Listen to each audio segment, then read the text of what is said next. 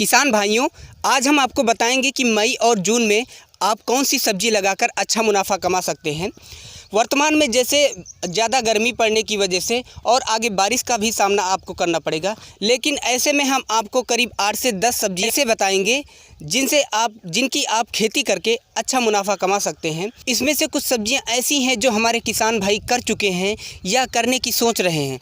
मई जून में ज़्यादा गर्मी होने के कारण आगे बारिश का भी सामना करना पड़ता है।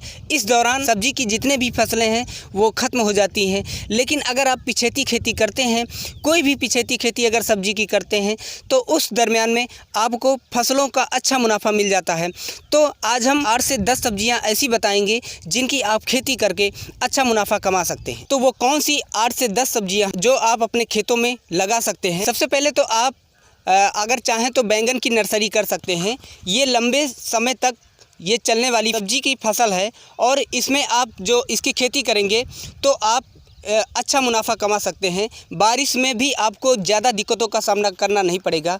और इसे अगर आप चाहें तो आप अपने घर के गमलों में भी लगा सकते हैं, जो कि आप अपने एक परिवार के लिए अच्छी सब्जी उगा सकते हैं।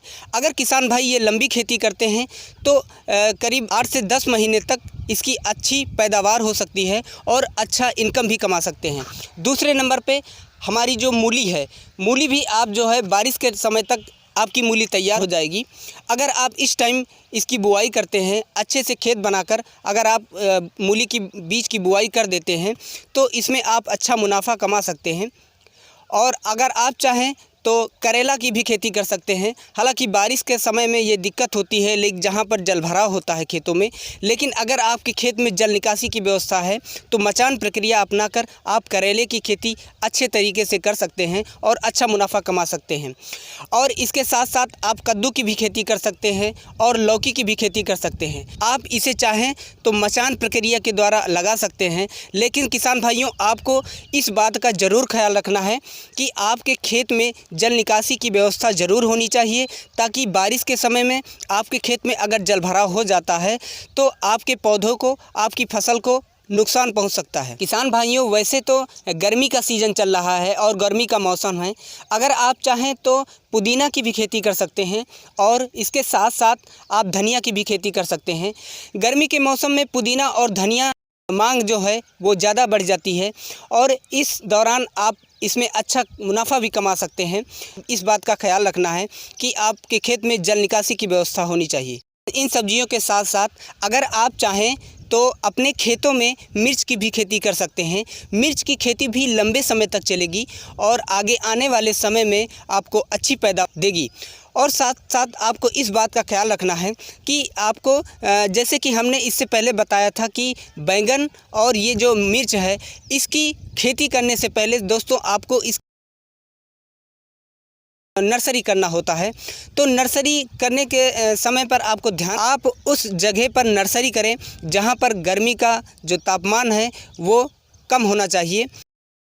किसान भाइयों, अगर आप चाहें तो तरोई की भी खेती कर सकते हैं, लेकिन आपको इस बात का ज़रूर ध्यान रखना है कि आपकी जो तरोई बोई गई है, जो खेतों में लगाई गई है, वो मचान प्रक्रिया के द्वारा हो, ताकि बारिश के समय में आपको दिक्कतों का सामना ना करना पड़े।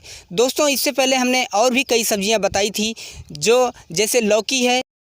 अगर सब्जियों को आप मचान प्रक्रिया के द्वारा उगाते हैं, अपने खेतों में इनको लगाते हैं, तो आपको अच्छी पैदावार मिल सकती है और अच्छा रेट भी मिल सकता है। आप चाहें ककड़ी और खीरा की भी खेती कर सकते हैं, सब्जी उगा सकते हैं। दोस्तों, ये जो बारिश के समय गर्मी जब ख़त्म होने के कगार पर होती है तो इसकी मांग कुछ ज़्यादा हो जाती है। और दोस्तों, ज़्यादातर तो किसान जो ऐसे हैं वो खीरा और ककड़ी की खेती कर चुके हैं या उनकी खेती चल रही है। लेकिन आगे अगर पिछेती खेती आप करते हैं तो इसमें आपको अच्छा मुनाफा भी हो सकता है।